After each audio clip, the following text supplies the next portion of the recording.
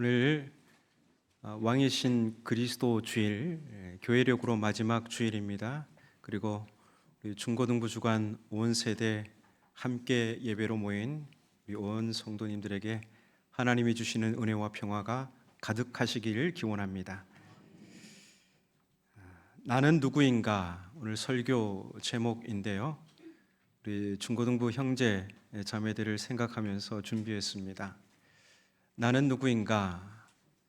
제가 이 질문을 스스로에게 가장 집요하게 던졌던 때가 중학생 때였습니다. 나는 누구인가?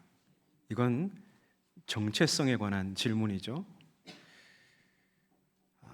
근데 참 재미있습니다. 누구보다도 내가 나를 잘 알 텐데 왜 중학생이던 제가 스스로에게 이런 질문을 던졌을까요? 정체성은 관계 안에서 파악되잖아요. 오늘 우리 기도하면서 우리 요즘 중고등학생들이 정체성이 혼란을 겪는다고 하는데 친구들과의 관계에서 혼란을 겪는다는데 그렇죠. 친구들과의 관계 안에서 파악되는 게 정체성이고 또한 그런 관계 안에서 혼란을 겪는 것 또한 정체성입니다. 그래서 정체성은 언제나 관계 안에서 파악됩니다.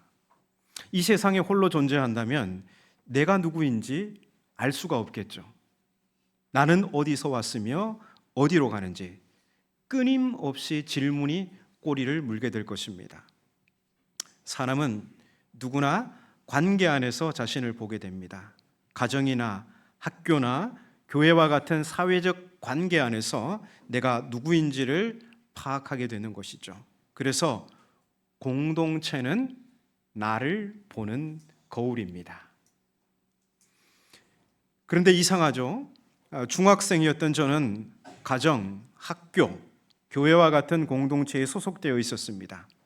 부모님과의 관계 안에서는 아들이었고 또 학교에서는 선생님과의 관계 안에서는 제자요 또 또래들 사이에서는 친구였습니다. 그리고 교회에서는 중등부 성도였습니다. 우리 중등부 친구들 중등부 성도 하니까 좀 이상하게 들리나요? 여러분 모두도 똑같이 성도입니다. 제가 그때 중학생으로서 중등부에 가면 우리는 그 안에서 하나에 다 서로가 서로 성도였던 것이죠. 그런데 그런 제가 왜 누구인지를 그토록 스스로에게 집요하게 물었을까요? 그 이유는 나중에 좀 더 커서 알게 되었습니다. 당시 저는 가정에서도 학교에서도 교회에서도 저 자신을 별로 의미 없는 존재라고 여겼습니다. 아들로서 내 모습도 제자, 선생님과의 관계에서는 제자로서의 내 모습도 또 또래와의 관계에서 친구로서의 내 모습도 또 교회 공동체에서 중등부 성도라는 내 모습도 어디 하나 만족스럽지 못했습니다. 이 관계 안에서 살아가는 사람은 사회적 그 관계 안에서 자신이 의미 없는 존재라고 느껴질 때, 다시 말해서 내가 용납받지 못하고 존중받지 못하고 사랑받고 있지 않다고 느껴질 때 홀로 존재하는 것처럼 느껴집니다. 그래서 함께 있으면서도 표정이 좋지 않죠. 우리 한번 좌우를 이렇게 돌아보십시오. 얼굴에 그늘진 분이 없는가? 얼굴에 그늘진 분이 없는가? 다 표정이 좋습니까? 네. 딱 잘라서 말할 수 없지만 교회를 와도 늘 얼굴이 그늘진 사람, 52주, 1년 52주 늘 얼굴이 그늘진 사람은 이 정체성의 이제 혼란을 겪고 있을 수도 있는 것입니다. 반면 가정에서도 학교에서도 교회에서도 내가 용납받고 존중받고 사랑받는 존재로 느껴지면 나는 누구인가? 이 질문이 생기지 않습니다. 내가 가정에서는 부모님께 사랑받는 아들과 딸이고, 학교에서는 칭찬받는 제자 혹은 좋은 친구며, 교회에서는 그냥 모범적인 신앙인으로 살아가고 있기 때문입니다. 그러고 보면 이 청소년 시기에는 그 어떤 관계보다도 친구가 좋은 걸 보면 친구만큼 내 마음을 알아주고 긍정해주는 사람이 없기 때문입니다. 부모님도 내 마음 몰라주고, 교회 가면 목사님은 맨날 회개하라 그러고, 그러니까 내 속마음을 털어놓을 수 있는 대상은 친구뿐입니다. 하지만 이 성경은 하나님의 형상으로 창조된 인간에게는 좀 더 본질적인 내가 있다고 합니다. 물론 사회적 관계 안에서 파악된 정체성도 나이겠지만, 우리는 또 다른 관계 안에서 더 본질적인 나의 정체성을 보게 됩니다. 그것은 바로 예수 그리스도와의 관계 안에서 보게 되는 나입니다. 오늘 설교 본문 요한복음 1장 12절을 우리 다시 한번 함께 읽어보겠습니다. 영접하는 자 곧 그 이름을 믿는 자들에게는 하나님의 자녀가 되는 권세를 주셨으니. 네. 자, 이 말씀에서 영접이란 단어는 믿음이라는 단어와 동의어인데요, 연합을 뜻합니다. 연합. 그러니까 우리는 예수님과 연합된 관계 안에서 우리의 정체성이 하나님의 자녀임을 알게 됩니다. 하나님은 하나님이 보내신 예수 그리스도와 연합한 사람을 당신의 자녀로 받아주십니다. 자, 이렇게 예수님과의 관계 안에서 파악된 하나님 자녀라는 이 정체성은 여타 사회적 관계 안에서 규정되는 정체성과는 확연히 구분되는 특징이 있습니다. 그것은 하나님이 우리를 긍정하신다는 사실입니다. 그런데 우리가 어떤 존재예요? 하나님 앞에 설 때? 로마서 5장에 보면 어떻게 말씀하시죠? 우리가 아직 죄인 되었을 때, 하나님께서 예수 그리스도 안에서 우리를 긍정해 주실 때가 언제냐면, 우리는 하나님 앞에서 아무런 자격을 갖추고 있지 않을 때입니다. 오히려 우리는 하나님이 원하는 길이 아니라 정반대의 길을 걷고 있을 때 하나님께서 예수 그리스도 안에서 우리를 찾아오셔서 예수님의 그 속죄의 피로 인해서 우리를 긍정해 주셨어요. 너 의로워, 너 나 자녀야, 이렇게 긍정해 주셨다는 사실이죠.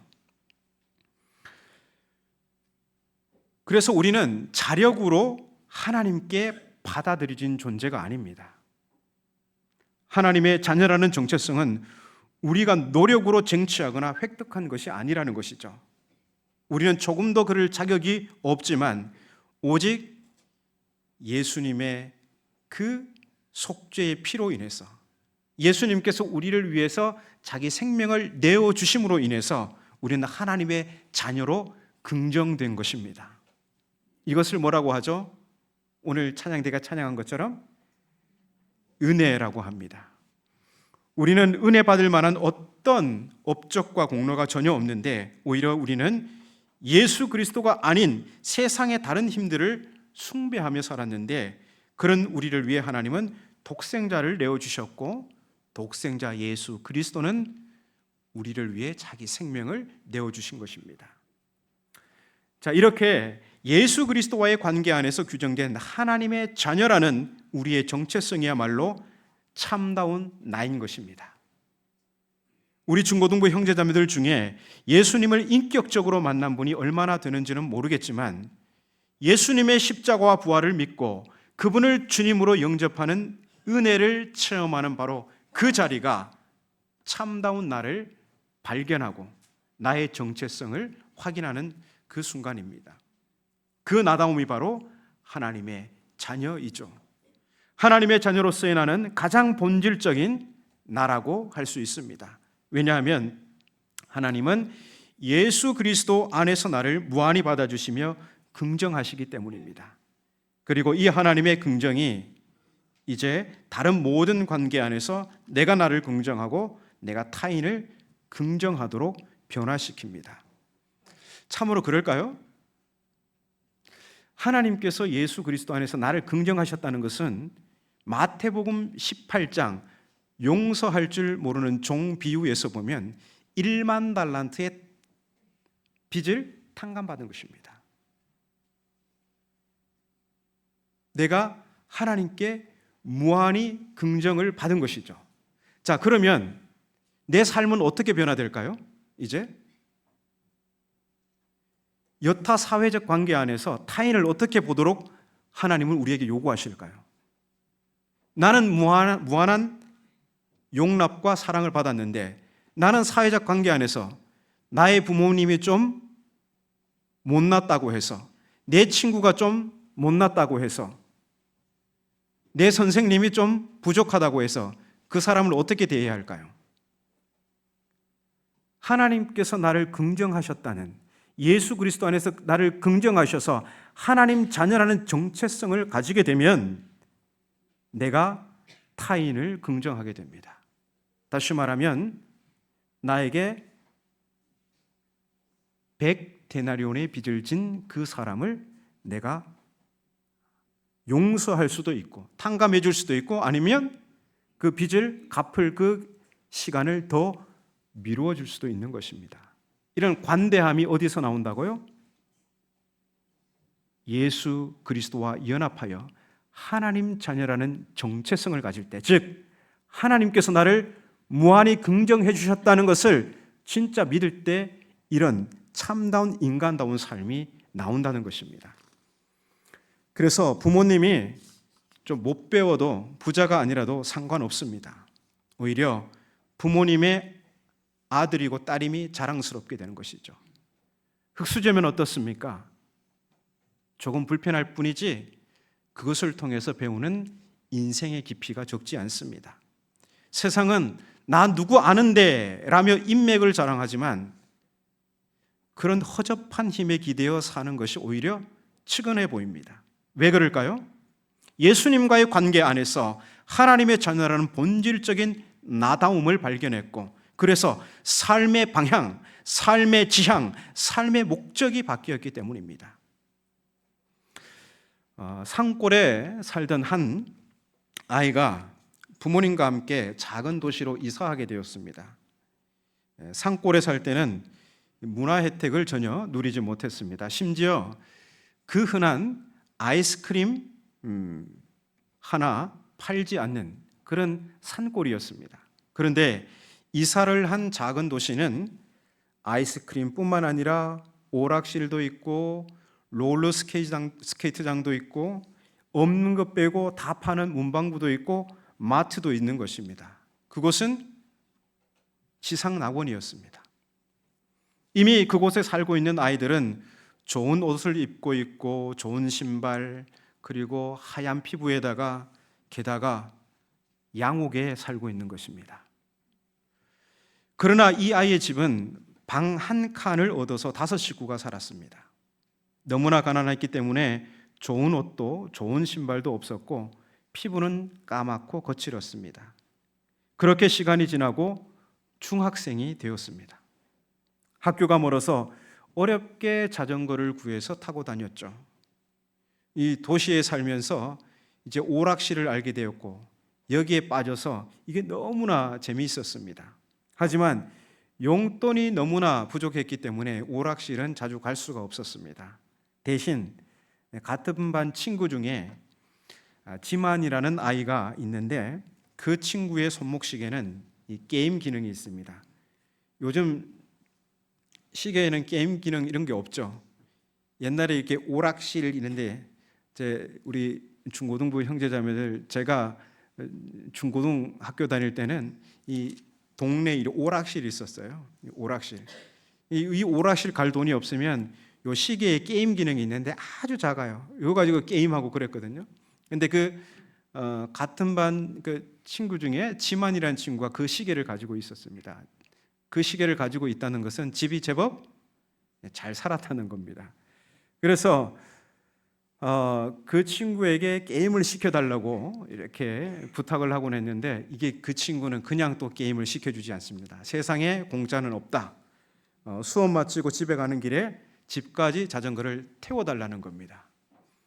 그러면 집까지 딱 앞에까지 태워다 주면 게임 딱 한 번 할 수 있는 기회를 준 것이죠. 여느 날처럼 이 게임을 하고 싶은 이 아이는 지만이를 뒤에 태우고 이 자전거 페달을 밟으며 열심히 오르막길을 오르고 있었습니다. 그런데 어떤 초라한 아주머니가 등에 아기를 업고 반가운 목소리로 자기를 부르는 겁니다. 그 아이는 소리가 나는 쪽을 바라봤습니다. 그를 부른 그 사람은 바로 자신의 어머니였습니다. 그 아이의 어머니는 남의 집 아기를 돌봐주고 그 대가로 조금의 돈을 버는 보모 일을 하고 있었습니다. 그 아이는 너무나 당황하고 놀랐습니다. 그리고 고개를 돌렸습니다. 그리고 더 힘차게 자전거 페달을 밟으며 그곳을 도망치듯 지나갔습니다. 뒤에 타고 있던 지만이가 묻습니다. 야, 방금 저 아주머니 너 부른 거 아니야? 아는 사람이야? 아이가 대답합니다. 아니, 저 아주머니 누군데 나를 불러? 참 이상한 분이네. 그 아이는 보모 일을 하는 어머니가 부끄러웠던 것입니다. 지만이네 집은 부자였죠. 아버지는 공무원이었고 물려받은 재산도 많았고 어머니는 또 막 세련된 주부였습니다. 그러나 이 아이의 아버지는 하청 광산 막장에서 일하는 광부였고 어머니는 남의 집 아이를 돌보는 보모였기 때문에 그 아이는 자기 어머니를 숨기고 싶었던 것입니다. 자신이 원하는 것 해주지 못하는 부모님이 원망스럽게 그런 청소년 시기를 보냈고 가난한 자기 집을 너무도 싫어했습니다. 그런데 그 아이가 그 이후에도 평생 잊지 못했던 게 있습니다. 그거는 그 아이의 이름을 부를 때 어머니와 눈이 마주쳤는데 그 어머니의 눈빛이었습니다. 아무리 세상에 잘났다고 한 사람의 눈을 맞춰봐도 내 마음을 가장 많이 알아준다고 하는 친구의 눈빛을 맞춰봐도 그 눈빛은 세상에 없었습니다. 아기를 업고 자기를 바라보며 기쁘게 반갑게 이름을 불렀던 그 어머니의 눈빛은 누구도 흉내낼 수 없습니다. 왜냐하면 그 눈빛은 자식을 사랑하는 어머니의 마음으로부터 자연스럽게 나온 눈빛이었기 때문입니다. 우리는 사회적 관계 안에서 다양한 시선을 처리합니다.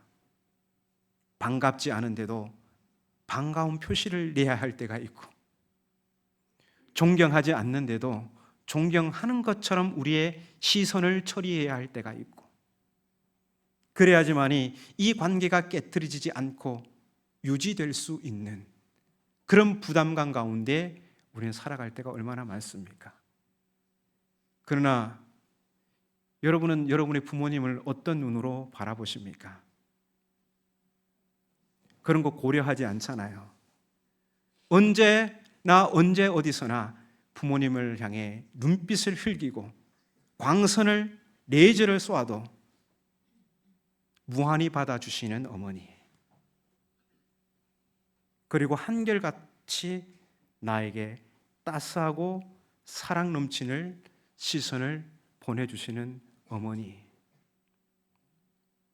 그 시선은 세상 어디에서도 찾아볼 수 없는 시선으로 그 아이에게 기억되었습니다.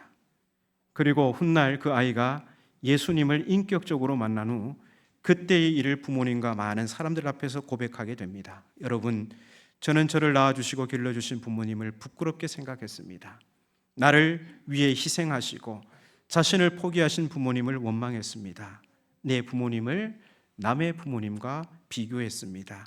나는 먼저 하나님 앞에 그리고 부모님 앞에 부끄러운 죄인입니다. 어떻게 이런 고백을 할 수 있었을까요? 바로 예수님과 연합하여 하나님의 자녀라는 정체성이 확립되었을 때, 즉 하나님께서 예수 그리스도 안에서 나를 무한히 긍정해 주신다는, 나 같은 사람을 긍정해 주신다는 사실, 그것을 알게 되었을 때 비로소 부모님과의 관계가 회복되고 친구들과의 관계가 회복되고 사회 모든 관계 안에서 있었던 문제들이 다 회복되기 시작한 것입니다. 예수님과 연합하여 하나님 자녀의 정체성이 확립되면 새로운 시력을 가지게 됩니다. 우리 신앙의 선배들은 그것을 가리켜 영안이라고 했습니다. 영안을 번역하면, 이건 제 번역인데요, 하나님의 시각입니다. 하나님의 시각. 우리가 하나님의 시각을 가질 때 우리는 세상이 자랑하는 가치를 두고 비교하지 않습니다.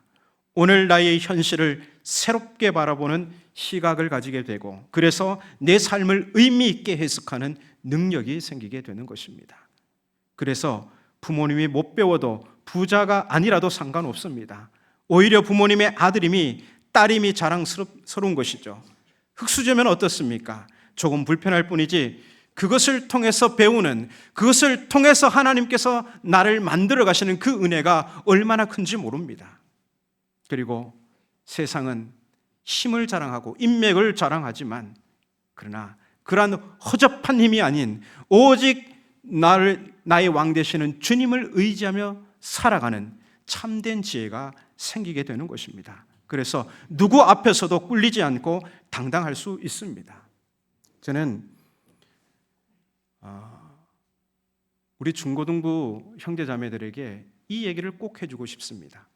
저도 누구보다도 이 청소년 시기에 많은 방황을 하면서 살았기 때문에 이 얘기를 꼭 해주고 싶습니다.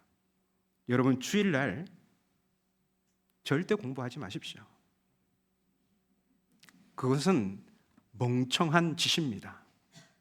하나님은 우리를 창조하시고 우리들어 6일 동안 열심히 일하라고 하셨어요.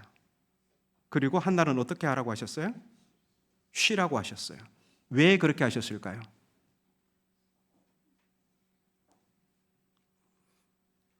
그게 하나님의 창조의 리듬입니다. 쉬지 않으면 6일 동안의 지적 노동이 효율적인 효과를 가져오지 못합니다. 민수기에 보면 만나가 내릴 때 마지막 날은 만나를 가지러 가면 될까요? 안 될까요? 가지 말라고 하셨죠. 6일째는 이틀치를 거둘 수 있어요. 이틀치를 거둬놓고 마지막 날에 가는 사람이 있었어요? 없었어요? 왜 갔을까요? 그 민수기에 광야 길을 걷던 이스라엘 백성들은 과거 얼마 전 애굽에서 노예로 살던 사람이에요. 노예는 일하지 않으면 내일이 없을 것 같은 불안함 가운데 사는 거예요. 근데 하나님은 이스라엘 백성에게 나를 살게 하는 이는 나 여호와 하나님이다. 내가 너희를 먹이고 너희를 살린다. 너희를 인도한다 말씀하시며 7일째 쉬어. 우리 중고등부 형제 자매들은 세상 앞에서 당당하게 사십시오. 세상이 설계해 놓은 교육의 질서에 따라 살지 마시고 하나님 창조의 질서를 따라 살면요, 굉장히 지혜로워지고 지적으로 굉장히 향상되고 효력이 생깁니다.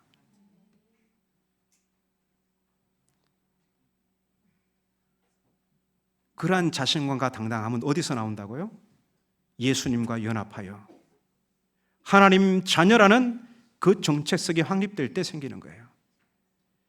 그리고 제가 이것은 정확하게 말할 수 있습니다.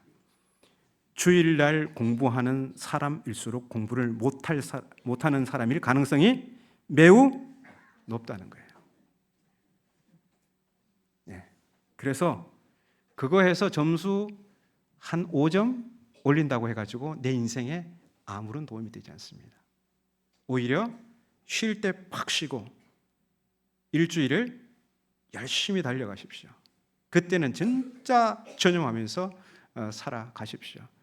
저는 우리 함양교회 중고등부 학생들이 주일이면 아침에 1시간 왔다가 사라지는 사람들이 아니라 오후에도 함께 보이고, 그랬으면 참 좋겠습니다. 주님 안에서 참다운 안식을 누리고 새날을 맞이했으면 좋겠습니다.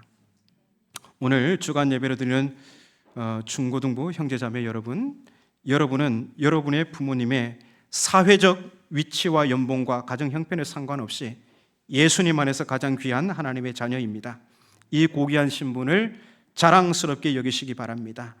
너무도 연약한 나를 하나님께서 예수 그리스도 안에서 무한히 긍정하셨듯이 우리도 관계 안에 있는 타인이 부족함에도 용납하고 긍정할 수 있습니다. 이 놀라운 변화는 예수 그리스도와의 연합에서 알게 되는 하나님 자녀라는 정체성 확립을 통해서 일어납니다. 우리 중고등부에 성령의 바람이 불어와서 모두가 예수님과 연합하여 하나님 자녀라는 뿌듯한 정체성과 하나님의 시각을 가지고 매일매일 당당하게 그리고 의미 있게 젊은 시절 그 이야기를 써내려갈 수 있기를 주님의 이름으로 축복합니다. 기도하겠습니다. 하나님 아버지, 오늘 중고등부 주간 온 세대 함께 예배로 하나님께 예배드리며 나는 누구인가 라는 주제로 함께 말씀을 나누었습니다. 우리 중고등부 형제자매들 공부하며 친구들과 어울려 살아갈 때에 또 가정에서도 정체성의 혼란을 겪을 때가 너무나 많습니다. 그러나 그 모든 정체성의 혼란이 예수 그리스도와 연합하여 하나님의 자녀라는 정체성이 확립될 때, 그리고 하나님께서 예수 그리스도 안에서 나를 무한히 긍정하신다는 사실을 믿음으로 고백하게 될 때 새로운 가능성이 열리고 그 모든 관계 정체성의 혼란을 해결할 수 있는 길이 열린다고 말씀하여 주셨사오니 우리 중고등부 가운데 성령의 바람이 불어와 예수님과 연합하는 놀라운 역사가 날마다 풍성하게 하옵소서. 예수님의 이름으로 기도하옵나이다. 아멘.